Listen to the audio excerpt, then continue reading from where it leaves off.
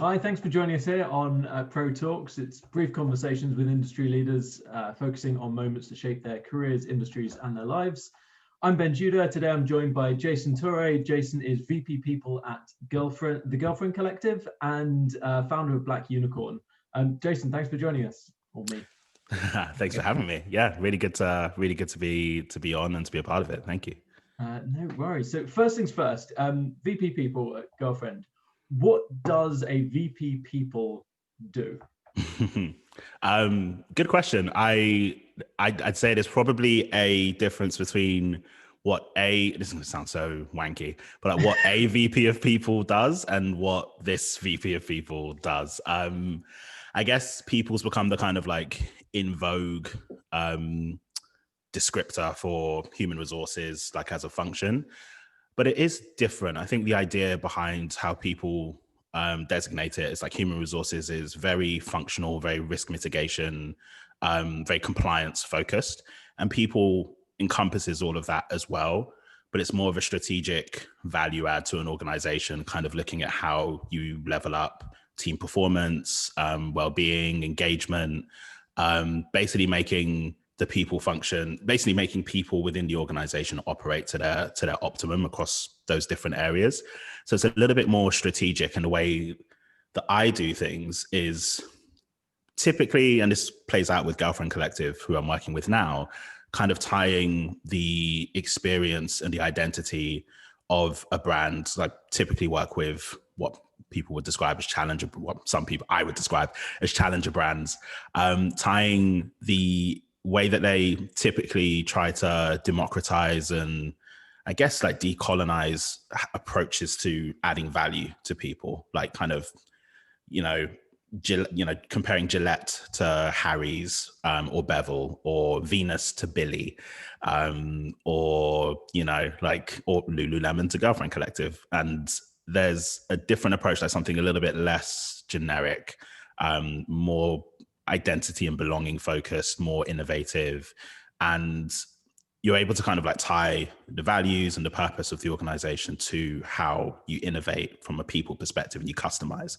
So I'm very focused on trying to use my own perspective and outlook, but also pull from the identity and values of a brand like Girlfriend Collective to bring that towards what the culture side looks like and what our responsibilities and focuses are as an employer, to then level up the organization. So then you can get really creative around policy and the kind of experience that you create and how you bring about culture and that sense of belonging, but on the kind of employee side of things rather than customer community. So it's tying the two together.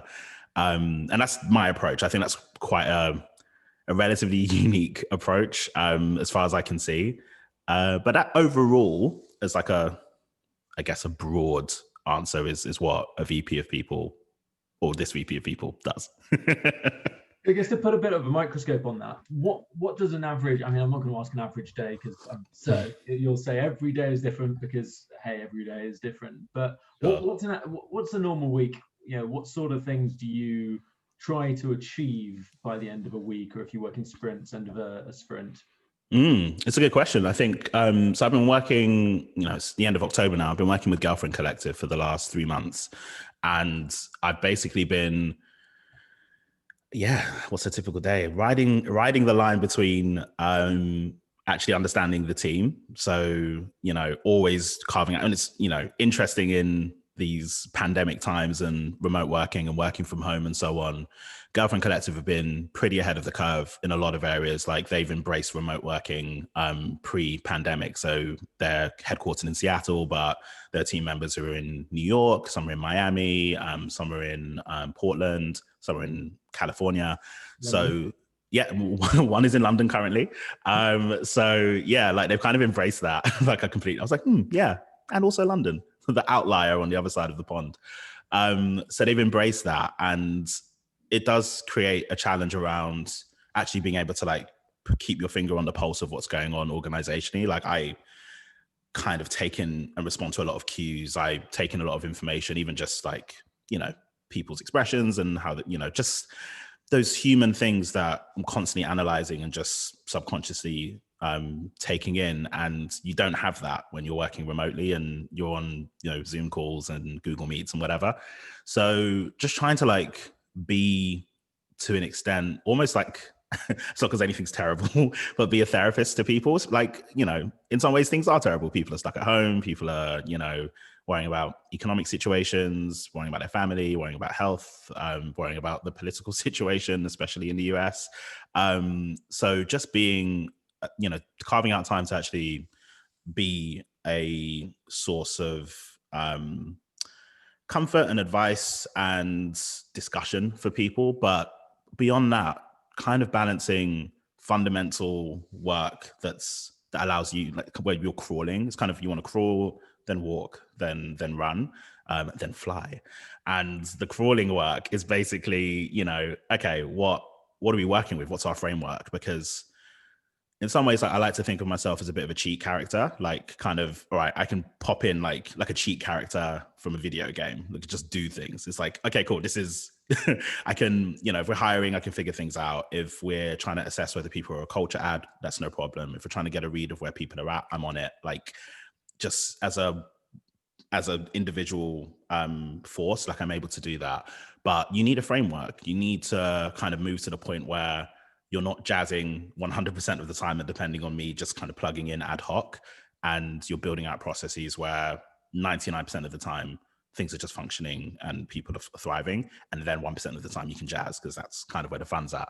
And so far, like, oh, you know, a typical day, like just within the period of time I've been at Girlfriend, will lurch from designing and I guess devising employer brand decks to inform, okay, what are we going to do from a policy perspective, and, you know, people's professional development, personal development, the experience of working here. It should be fun to work here.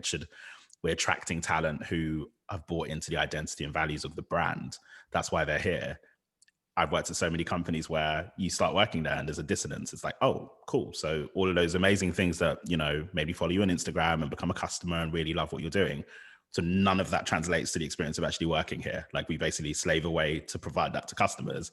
And then, you know, we get a crumb, you know, the odd crumb, and that's it. Like it doesn't really make sense. And it causes people to get disengaged pretty quickly. So you want to build out, or I've been building out frameworks around, you know, designing and devising that employer brand deck, devising surveys around diversity and equity and inclusion, and getting a picture of the lay of the land as it is. Like, what's the makeup of the team? How included do they feel? How can I assess where we are from a, you know, race and identity background, from a privilege perspective, from all of these different areas, neurodiversity, all these things that are so important, but then also thinking intersectionally around, okay, cool, but where do people show up in different ways? Like, and using my understanding of the world to inform that. So it's like, I've worked at places that have been very quick to say, we have more women working here than we have men. Yeah, take that, white supremacist patriarchy. And you're like, sure, but we're in like a physical space game and we're selling, you know, offices to disproportionately men in a world where cis het men disproportionately want generically good-looking women to serve them. And most of those women are working in roles in the buildings. Not many of them are in leadership positions. And again, looking intersectionally, how many of those women are women of color, Black women, queer women, you know, looking at all these different areas. So people are very quick to, like, I guess, proclaim successes. And you're like, well, let's look at that critically. Like, are we really succeeding? Or are we just leaning into the philosophy that kind of defines a lot of our experiences? So it's work like that, you know. What does that survey look like? How do we crunch the numbers and the results? How do we build a playbook that defines what that 99% looks like around policy and experience and so on? But also, how do you jazz and just get tactical with people's needs day to day, like leadership around resourcing needs, or struggles they're having with their team, or struggles they're having themselves, again, professionally or personally.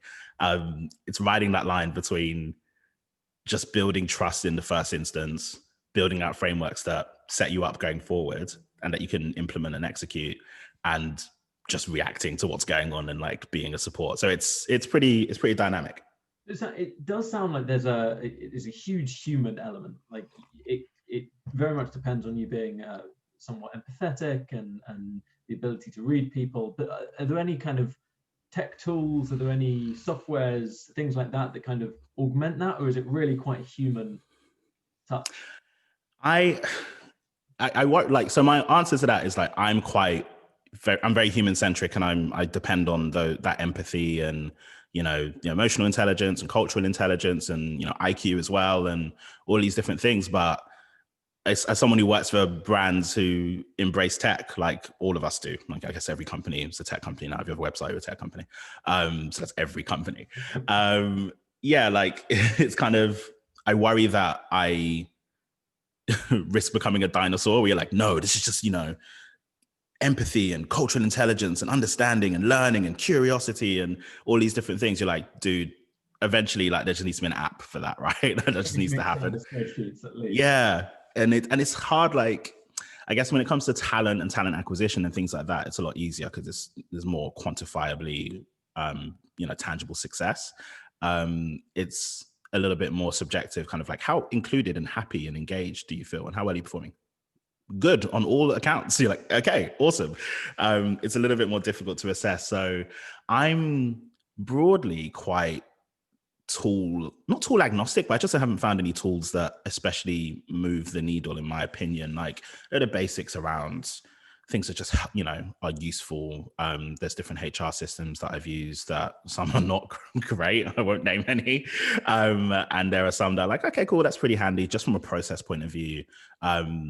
I've typically been a greenhouse applicant tracking system person, just because it's been the kind of in vogue tech and startup option, and it's good. I guess at a certain point of scale, you might need to try something different, but it's good up to a pretty decent point of scale.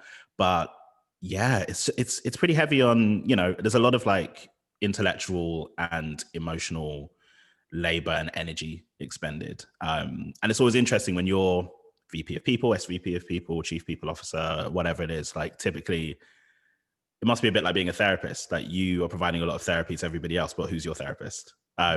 Organization, I guess a therapist will likely have their own therapist, but there's not a people person that I also kind of report into. So yeah, like, I've not really found too many tools that have really kind of changed the game, but I also, it might make me sound like a dinosaur, and I could be, eventually I'll sound like a dinosaur, I'm sure, like in the infinity of time, but I just don't see how AI or machine learning or any of that can really replace that. And if it does, I'd be really worried based on where the world is now, like, based on who can access an automated, soap dispenser or tap based on the pigmentation of their skin or whatever it might be. You're like, tech's not nailing it at the moment in terms of like serving the array of humans in this world. So if we're depending on people functions to, in a way, again, I keep saying it, but given the governing philosophy of how we live, it's like, oh, it's going to be a very privileged white cis het dude focused people app that I don't think is going to look after everybody as well as they might do that cohort. If you're thinking about, VP people or head of people, you kind of want a person running that. Yeah. Like, here is Alexa running the people function. Here is this gendered app that's always gendered as a woman who will serve you in your people function. You're like, no, like, I think just get a people or person to do that. Get people or a person to run the people function, perhaps. So tell me a bit about Black Unicorn. What is it? How did it come to be? Has it changed throughout the time that it's been? Tell us a little bit about that. What is Black Unicorn? What a good looking question. I guess, like, high level, Black Unicorn is a culture company. I guess we exist to challenge the way people view culture in the workplace and beyond that, because the two are obviously connected, and just push that thought forward and push thoughtfulness forward in that regard. And there are a lot of guiding principles around people kind of leaning into who they really are. And I think that ties to the kind of brands that I've worked with and brands like Girlfriend Collective, who wants to work for those kind of companies, build those companies, found them, and just a culture of that in some way divesting from that mainstream expectation of what you're supposed to do, whether that's like doing your if you know, if you're privileged enough and talented enough and everything else to you know, do that stint at PwC or Bain or McKinsey or whatever it is, and then you kind of like shake your head, oh my God, like, this is awful. I dislike all of this. I'm going to go be head of growth. I'm going to go start Harry's or whatever. I'm going to go start this company or work at this company or start Monzo now. There's something that kind of, we're all meant to go and do that, right? Like just go and be as well educated as you can and get your corporate job and, you know, find a nice girl, if if that's what you're into, and so on and so forth. And I think there's just a culture there of like, no, you kind of have to think critically about the world around you, or you probably were forced to think more critically about the world around you because everybody wants to fit in, and some of us, despite really wanting to fit in, really can't. And normally that's maybe your identity or background or experience just meant, yeah, this just feels itchy. Like I can't just take my place in the legion of what we're supposed to do, inverted commas, supposed to do, like most people can. Or something's happened to me and it's like, whoa, yeah, this isn't it. Like I need to really just try and embrace being who I actually am, not who I've been told I need to be. So it's that spirit that's tied into my experience personally, and I think a lot of people that we work with. More functionally, Black Unicorn has been, I guess, a consulting firm, effectively. Like, you know, there's a little bit of content here and there, but primarily I've been working with these challenger brands who are all, and often people are like, what's a challenger brand? And what's a challenger brand? And I'm, you know, in a world of IWG or Regis, there was WeWork. There is, you know, Ethel's Club or The Riveter or Huckletree. You know, in a world of I'm Your Venus, just shambastic, you know, brand and, you know, company, there's Billy and other organizations. So just, I guess like those have been the kind of brands that I've been focused on, and providing support around, you know, organizational design, defining workplace culture, a lot of work recently around diversity, equity, and inclusion, kind of finding bespoke solutions around remote working from home, and what does that look like in each org? What's the makeup of your team? How do we set people up to win? How do we, I guess, like prep for a world on the other side of where we are today? And hiring in a way that is consistent with the identity and values of that particular company, because every company will have a different big picture. Like I'd like to think they have the same aspirations and same idealism, but that plays out in, you know, different in a bespoke way for each company. And yeah, so that's like primarily what Black Unicorn has been. And we've done a lot of work with so many, you know, companies in New York, on, you know, on the East Coast, on the West Coast, in the UK. And we're in an interesting place. We're in an interesting place right now where I guess there's an abundance of opportunity. There's a lot of opportunities to plug into companies and be that dedicated people person. I think I'm in a place where it's exciting to me to run with the toolkits that I give companies rather than hand over the toolkit. And, you know, whether people mean to or not, people is often the thing, the people work and culture work.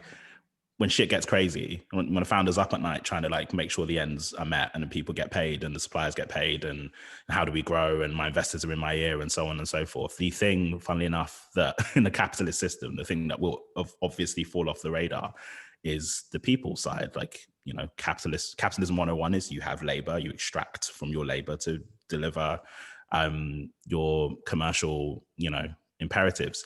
So fundamentally, you kind of, you know, return to that kind of that place on some level. So it's really exciting to be in an organization and challenge people and have ownership for that. It's like, cool, I'm just going to run with this and just make sure that this is, you know, absolutely looked after and focused on despite what's going on. And, you know, like I say, like overall, BU's been about trying to shift culture, trying to, you know, I guess, support people who, because everyone has that potential to kind of, I call it the journey from black sheep to black unicorn. Like everybody has that potential to divest from, actually, none of this makes sense. Like we are all, like literally none of it makes sense. Like it doesn't make sense to the way that we treat people based on their identity and their background and who has opportunities and how things work and how we're, oh my God, like a reaction to one thing would be, oh, this is the worst thing that's ever happened. And another party does the same thing. You're like, oh, no, that's fine. Like, no, nothing to see here. It's like, critically think about it. Think about how you come into this realm, like this life that we're in, pretty divine, pretty pure.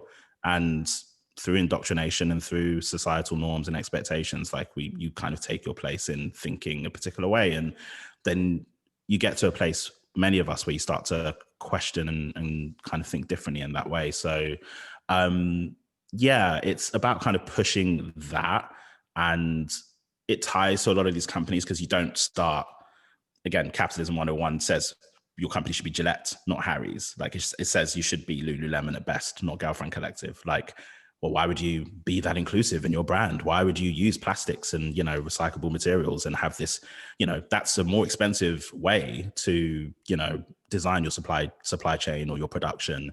That if you can't produce, if you're not going down the fast fashion route and just focusing on like abundance, let's go, like we need to maximize productivity there because then you maximize revenue, then that's not what you do. Like that's what, that's how that's the focus. And if you're like, no, but that's awful for the planet, awful for people, awful for quality, how about we just do it differently?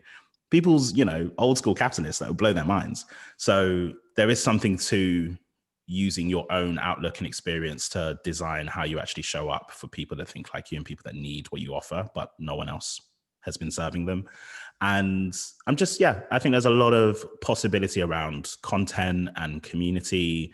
We have a community of like so much talent who have worked for the challenger brands of the last sort of generation or two, in the kind of roles that every company needs, from marketing to growth to brand to people, and the founders and, the strategists and obviously the tech and product guys and non-gendered guys. Like I need to stop that. I say guys when I mean plural, but I in a non-gendered way, people.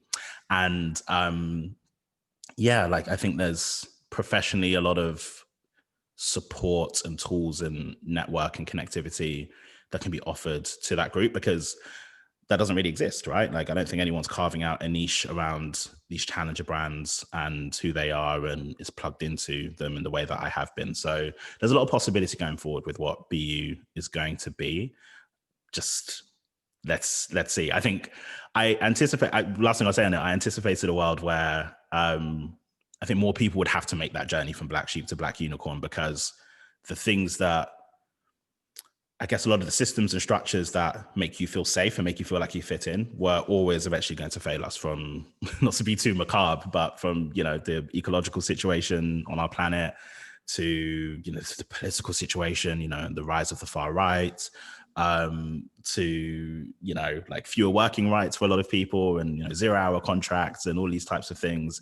And I was just like, eventually there's going to be another recession, because again, we're about a decade out since our last major, well, now we're in a recession, but before, the one we're in now.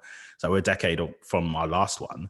This is cyclical. This is the capitalist, this got to feed the beast. And then the beast eventually, gets sick, and then we all suffer, and, the big boys all get bailed out, and all the normal people struggle. And then we go again forever in perpetuity, not conceiving of something that might work better. And or tinkering with this system so it works in a way that doesn't have that, can't call it a glitch, it's a feature now. It's not a glitch, it's what it does. And then people, like young people having to pay so much more for education now, and house prices. It's just like eventually, keep your head down and do what you're supposed to do will not cut it. And that promise of like, well, if I just keep my head down, if I don't, make too much noise and I just do what I'm supposed to do in inverted commas, everything will be okay. And then something was always going to happen to like make a lie of that promise. I didn't anticipate a global pandemic. That was not, I'm not, a clairvoyant. I did not have that in my outlook, but here we are. So I think it's time to, it feels like the right time to lean into those things and provide support and connectivity and just encourage a better way of thinking that might move us forward. So all that's kind of tied up in BU. And it came about in the first place, I used to work for WeWork. I was head of people, VP of people for international markets for a couple of years. And I was headhunted by Casper, the mattress in a box startup or challenger brand, to join them as VP of talent for Europe.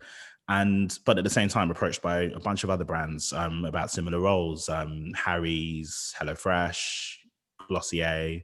This is like in early 2017. So that's what planted the seed of, okay, there's a cohort of challenger brands who are trying to, really, like I say, democratize and decolonize and add value to their community. And I don't think I'm the co-working guy as I might have thought, because I did a lot of work even before I was at WeWork. I worked at a recruiting firm where my niche was co-working in real estate, and I led a division recruiting into that market. So it was kind of that journey from, I'm not the co-working in real estate dude. As it turns out, I'm actually if you're building a brand, if you're building a challenger brand, you have an external story that's really compelling. Awesome. My job is to make your internal story match your external story, to make what's under the hood actually be consistent with what you're saying outside. And we see now, like more than ever, the need for that. Like how many brands have proven to be catfishes in the last couple of years, and how many brands have been outed. And again, some of it's like harsh, and I think there's a lot to figure out. And why is this happening? And not that it's harsh. Obviously, it's not. Don't mistreat your people, but it's, if it happens that regularly, there's something fundamentally wrong. So instead of like, this company is awful because they treat these people badly, like I get that, but my mentality as well is also, well, what's wrong? How do we fix it? How do we figure out what the issues are? And we're in that space now, especially since COVID. People are very interested in where their pounds or dollars are going. Where's that going, and what are you supporting with your hard-earned money? So people are really plugging into, okay, cool. Is there consistency between all of this, slicker than your average branding that we're putting into the world?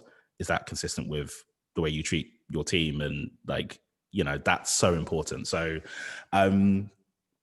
like those companies kind of approached me all at the same time. And that's what planted the seed of, okay, maybe it's time to lean into that entrepreneurship and do your own thing. I've always had that desire to do my own thing, but I've never wanted to just start my own HR consultancy, just be another HR consultant. It's like, there needs to be something that I'm doing for a cohort of people or organizations or both that only I can do the way I do it. And that adds value. And once that Venn diagram that becomes, it's like a circle, just two circles on top of each other exists, lean into it. Let's go. So yeah, that's the bit of a ramble there, but like the BU story and what it is and what the future might look like. It's really exciting. It's as you say, it's a time now where I think a lot of people are thinking much more about these sorts of things, and are being much more conscious about where they're spending the money, where they're spending their time and their attention, all of that sort of thing. One thing that you mentioned that I really want to kind of pick you up on, because I've never heard it phrased like this, is people feeling itchy about the culture. It's not a thorn. It's not something that's absolutely you can't live with it. It's destroying you. All of that. It's just itchy. It's not a good fit. It's something is wrong with the culture, and it kind of covers you. It's all over, and it's a scratch an itch that can't be scratched. So I guess that sort of thing to me sounds like it's really hard to identify, and it could be that it's not wrong for the company. It's wrong for that individual. The companies, as you say, you've got successful companies across different verticals, shared workspacing, leisure way, whatever it is. You've got your challenger brands that do it one way, but you've got fairly established other larger brands that are doing pretty well for themselves as well. So some individuals, I would postulate, I propose, fit very well within that regular organic structure that's been around since the year dot. And other people, and it's other individuals that crave that slightly different, slightly more almost more human, more individualized mindset of culture, of how it works, how it's built. And in my mindset, that's happening more and more. More people are thinking, I spend spend way too long at work or at home working. Well, you live at work now, so yeah, absolutely. I always say you're not working from home; you're at home working during a global pandemic. Yes. Let's call it what it is. People are spending so much more time working now, and it follows you home. We've all got our phones that beep and ding at 10, 11 o'clock at night, and you kind of think, oh, I'm just going to respond to that person. They're in the States, all of that. Oh, they're in the Far East. I should just respond to them at 7 a.m. It bleeds into the rest of your time. So you want something more from, expect something more from them, almost because work expects something more from you. So sure. There's that push and pull, which I find really interesting. Actually, one thing that I saw this week, in a friend's footer, which was really amazing. After 6 p.m., we were emailing back and forth, and after 6 p.m., his footer changed to say, my company supports flexible work. It suits me to email you at this time. I don't expect a response until your regular working hours. And I was just like, damn. Yes. Yeah. Yes. So it tells you volumes about that company, doesn't it? For sure. Yeah. You're being thoughtful and customizing what that experience is and what the expectations are. I love that. It's really interesting to see things like that. I'm always like, how about that? Like you do get that insight into how that company is thinking and how, they're sort of allowing people to feel empowered to customize their experience on their own terms. And yeah, it's really interesting. I think, and I agree with what you're saying overall as well. I think, there are different ways of working that work for different people. I'm definitely not, here to, kind of admonish big corporations, and like that works for a lot of people. And also the experience of work, I used to this point, I used to say, I, wasn't born to do work that means nothing to me. And I'll kind of like close that, thought out. Like now I've kind of moved to, but I wasn't only born to do work that's meaningful to me. And I'm a workaholic, and I'm someone who definitely, through the nature of my work and more broadly, connects to work in a way that, leans into my drivers. Like a lot of my drivers are around fairness and justice and being kind and, setting people up, being kind, being fair, and setting people up to be able to thrive in those within that context, in that environment that you can cultivate. And those are my drivers. That's just driven by like my experience growing up, like, as a kid, and, in school and workplaces I've, been in myself, and so on and so forth. Like that's so tied up in me leaning into my identity and my drivers. So for me, and sometimes that's unhealthy, because I am a workaholic, and my instinct is like throw myself 100% into this thing I really care about. And I don't want to lose that, because I do think that provides, a level of, I guess, impact that might not be achievable otherwise. I'm very mindful around taking time off, and I'm trying to be better with boundaries and, meditating and actually like unplugging from working, just doing other things, finding joy in other places, whether that's, video games or in the old world, movie theaters. Like maybe I'll go back. Who knows? I really want to watch Tenet, and I'm just like, I'm just waiting for it to be on, but like for no one to go. I'm basically waiting to have the IMAX to myself and just being able to go and watch it. I might even check if it's on later today, but we will eventually do it. He says at the end of October. Like Tenet came out like 2 months ago or something. But you got to see it that way, right?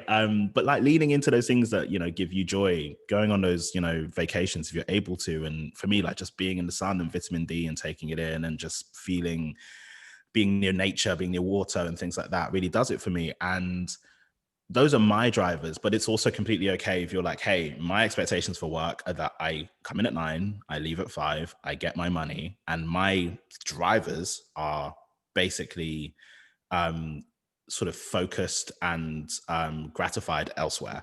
Like it's entirely okay for it to, even in a big corporation, I know a lot of corporations would extract a lot of hours and time from people. I dabbled in life as a corporate lawyer in what feels like a lifetime ago, just to throw that into the mix alongside, recruiting and people work and Black Unicorn. I've had a weird career trajectory.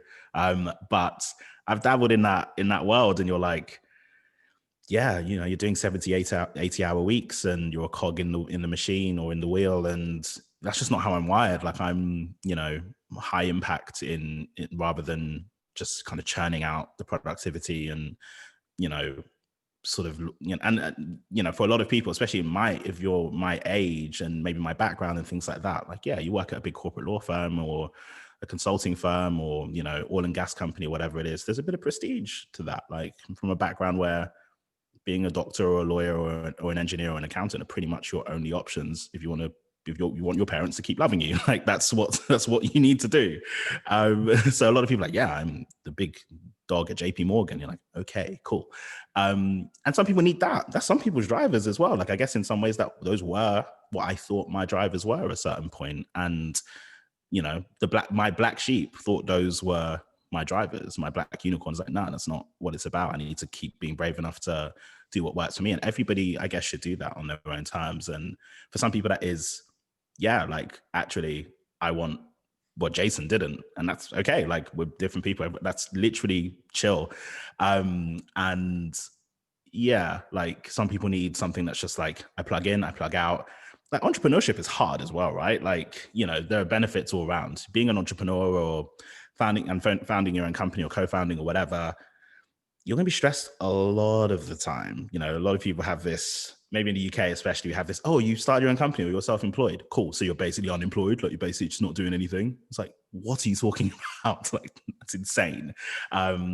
It's tough. And sometimes just plugging into a company and knowing what your scope of work is and being paid consistently and so on and so forth is where people are at and what people need. And that's great. Like, how many people, like this pandemic has like been huge and been so impactful, economically for people and obviously health wise and all kinds of things. You're like, some of these, simpler things are just what people need, maybe even more now than they did before.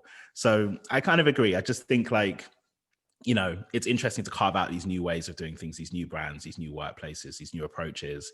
And I guess my overall view is that we are in the workplace and in culture at large, operating on some fairly ancient and pretty obsolete operating systems. Our whole framework for life and work is pretty much, like colonized, basically, industrial revolution at its peak. At its best, it's like industrial revolution age approach to how you treat people, how you treat customers, how you treat, your employees or labor.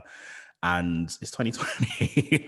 like so much of our outlook is based on, sort of morality and, kind of antiquated ideas around religion. You have to admit, like, especially in Europe, we live, and in the States to an extent as well, in other parts of the world, we live in parts of the world where religion has been dominant for how people are treated, what people's experiences are, who's included in society, who's, we know these things. And a lot of things. We're going through a black swan event right now. So yeah, any time is to change direction, to pivot, to take stock of what's working and what's not. For sure. This is it. Like, good a time as any. This is the reset. This is the time to think about, like, really deep it. Like think about like how you approach, like, why do you think certain things about particular issues, and like, why is morality tied to so many different things, and how people are controlled effectively, how women's bodies are controlled, women are, how society attempts to control women overall. Like, there's so much just tied up in this part of the world in particular, just kind of, antiquated, colonial, kind of Christian fundamentalism. It's just like, well, you're a bad person. Like, if you're poor, it's because you're bad. It's because you're a bad person. You did a bad thing and you deserve to be poor. God has decided you should be poor and that's it. It's kind of like, no, we like that outlook. That's the source of why it's okay to just walk past homeless people and be okay. Like, it's not a society that's well, right? Where you're just like, yeah, it's okay. It's not what children do. Children have an ice cream and walk past a homeless person. They offer the ice cream. They are literally eating to the homeless person because they are more divine creatures who are just like, oh yeah, like that's a person who looks sad. Ice cream's great. Would you like some ice cream, sir? Madam, would you like some ice cream? Non-binary, would you like some ice cream? And we're like, no, they're bad people. It's like we're all 2 or 3 bad things away from being in exactly the same spot. The pandemic doesn't show you that. I don't know what will. Yeah, they say it's 72 hours away from absolute collapse of society. Yeah, absolutely. Tomorrow, electricity cut out throughout the UK. And then what do we do? 72 hours later of no food, no heating, no that. And then the purge. Yeah. Like the inevitable end game. Like, oh, cool. Like in 3 days, society like completely devolved into the purge. But I think, thankfully, I think more companies with a bit of a social angle, more of an understanding of putting some good back into the society rather than trying to take everything out. I think that's becoming more prevalent in smaller companies, but also the big corporates, the big behemoths of companies are beginning to think much more about that sort of how do we do some good? How do we not just take? How do we start putting stuff back? For sure, and like I 100%, and I think to that point that was the key to kicking off Black Unicorn. Like I didn't know that abundance of like that cohort had grown and grown to that point and existed in that way.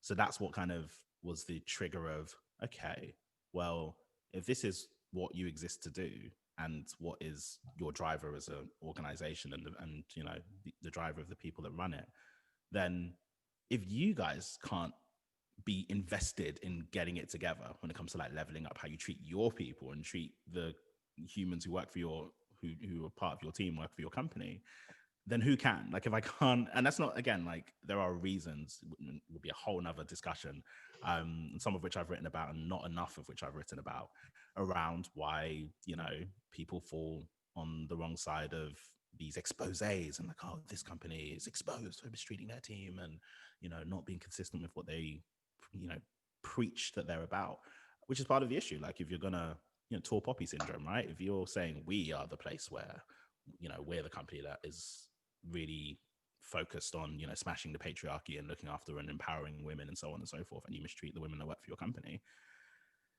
Schadenfreude and, that kind of tall poppy syndrome, people have a lot of energy for you, like, because you raised your head, you kind of said, we're going to do this. A utility-based company, like, Uber has done some things that aren't great, but like historically, but they exist to get me to the airport. Like I don't have it's a utility. I have no emotional connection to it. Please get me to the airport, sir. Thank you. Like, there we go. Whereas, a brand that kind of gives you that sense of belonging and says that, it exists to be slicker than your average. It's like, cool. Certain people are going to be really quick to let you know about yourself if you're not really living that in all ways. You have to be brave enough and do what you can to keep evolving to do that. And also embrace that, like, you don't have all the answers. Like you are trying to figure out this new path and you're debunking capitalism as it's existed for forever. So there are going to be some mistakes made, and maybe that's something that we need to get to. Like there's some mistakes that are unforgivable, right? Like, some things are just atrocities and you're like, you can't do that. But broadly kind of moving to that sense of not having, and you see this in other areas too, you see it politically and, with influencers, people, we have to make someone our hero, but we also, it's just the storytelling component of the human experience. Like we need to make someone our hero, and yes, they are doing something, which means it's okay that I'm doing absolutely nothing. And then when they eventually fall on the wrong side of things, it, lurches to the, oh my God, you're a fraud, you're terrible. Like I knew I never should have believed in you. It's kind of like, okay. But what are we all doing? It should be a collective thing. Like everyone needs to show up in their own lane. And play their part and move things forward, support people in doing the same thing in their lanes. It's not a one person race. This is a communal thing. Like it's the only way we move things forward is together. And moving away from that, like, how can I make you this superhero and then how can I tear you down as the villain? It's like, well, actually, like we're all just, you do good things. Good, like, it sounds so childlike, but it's like good isn't a thing that you are. You just get better at doing good things. You keep unlearning and learning more, and you get better at creating habits where you are doing good. Like, this person's a good person or a bad person. You're like, I mean, there are levels which, oh no, you are rotten. There's something wrong with that guy. But broadly, we just have to, open our minds and keep learning to be more divine and do good things. And, if you embody and have some privilege, like what are the little ways, whether reactively or proactively, where you understand that not everyone around you has the same experience, the same opportunity, and how are you trying to like just raise other people up? So yeah, So I guess on that note, because I'm really conscious of the time, where can people find? You say you've done some writing on this, but not nearly enough. Where can people find that writing? Where can people find what you're writing next? So yeah, like much more to come for sure. Like that's definitely on. I have a lot of things that I want to get into. So I guess from a writing point of view, our website is blackunicorn.com. So there's some stuff up on the blog section of the website. I'm on LinkedIn as well. Jason Touray, surname spelled Touray. Jason, just very traditional spelling of Jason. And so yeah, feel free to connect with me on LinkedIn, and obviously Black Unicorn is on LinkedIn as well.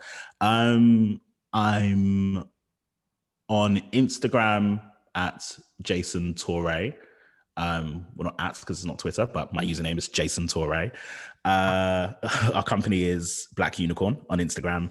On Twitter, I'm at Jason Touray BU, because some charlatan has taken Jason Touray and has been inactive for a very long time. I will get it. I will. Charlatan is strong. They probably just don't use Twitter. But I will get it. Journalist called Ben Judah, and I get all of his. This Ben Judah wrote this amazing article. I'm like, not me, you mean that guy, but I have the wrong Ben. death threats from him, and I mean every not from him, for him. What's this person into? Jesus. Yeah. So yeah, I feel the pain of receiving other people's mail. For sure. I'm not in a place where this actually not a charlatan, because that's very strong. They don't deserve that. But this other at Jason Touray, I'm sure they're not getting too much for me, but hopefully one day I'll be able to have that username. But yeah, at Jason Touray BU on Twitter, just Jason Touray on Instagram. Nice one, Jason. Really good to talk to you. And hopefully we'll do this again. There's so much more stuff I want to sort of dig into with you, because it's great fun. I'd love to, and this is really good fun. I always love our conversations. Like most of them are off mic, but we always have great convos, and this has been really fun. I've really enjoyed being a part of it. Thanks for including me, and yeah, excited to talk again for sure. Awesome. Looking forward to next time.